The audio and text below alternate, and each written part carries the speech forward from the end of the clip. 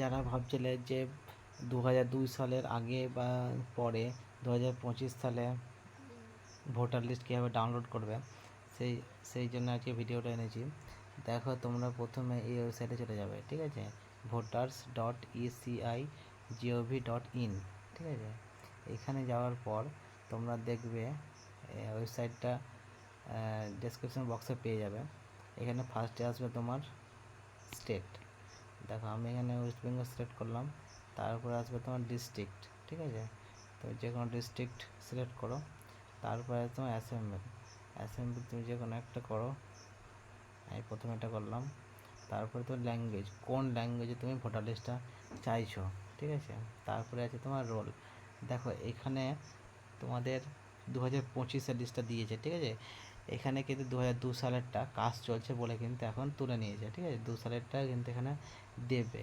Final আছে আর draft আছে। তোমরা ফাইনালটা এখানে কিন্তু সিলেক্ট করবে, ঠিক আছে। ফাইনালটা সিলেক্ট করার পর এখানে ক্যাপচারটা মারবে, দিয়ে তোমার ডাউনলোড হয়ে যাবে। আর এই ওয়েবসাইট থেকে তোমরা পুরোনোটা পাবে, ঠিক আছে।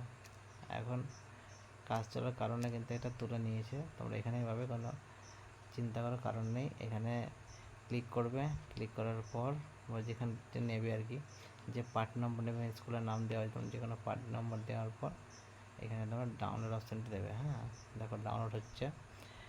খুবই ইজিভাবে পিডিএফ ফাইল ডাউনলোড হয়ে যাবে, তোমরা এখান থেকে দেখতে পাবে, ঠিক আছে। আর 1 তারিখের পর তোমরা পরেরটা দেখতে পাবে, ঠিক আছে। দেখো, আমি ডাউনলোড করছি যেটা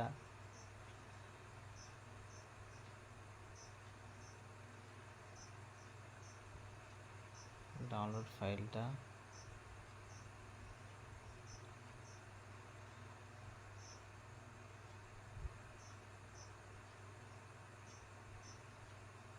পিডিএফ প্রবলেম বলে খুলছে না, ঠিক আছে। তোমরা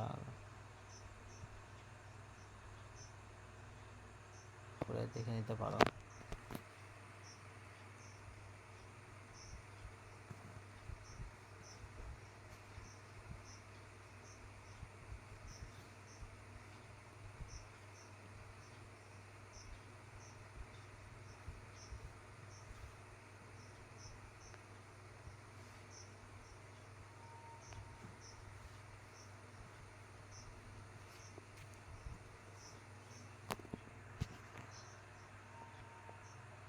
দেখো, এখানে একটা আমি ডাউনলোড করেছিলাম, এই দেখো, এটা কিন্তু এরকমভাবে কিন্তু আসবে,